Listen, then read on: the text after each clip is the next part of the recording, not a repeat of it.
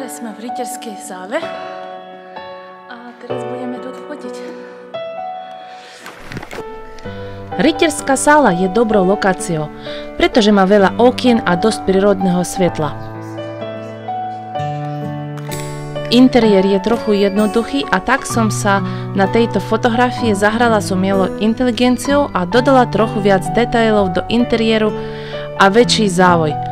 Prosím, napíšte do komentárov, ktorý portrét sa vám páči viac, jednoduchý alebo s viacerými detailami.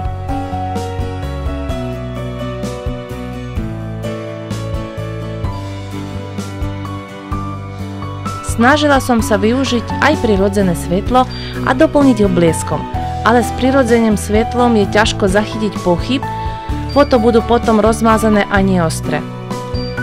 Vtedy je lepšie, keď sa modelka na chvíľu zastaví v jednej póze.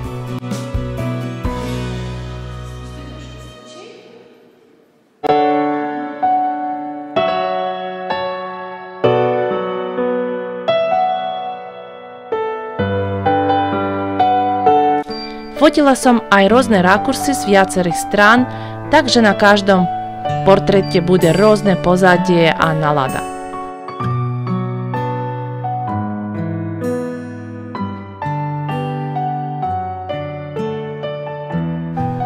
Fotenie na hrade to je jediná možnosť, kedy v múzeu dovolia pretnúť červenú čáru.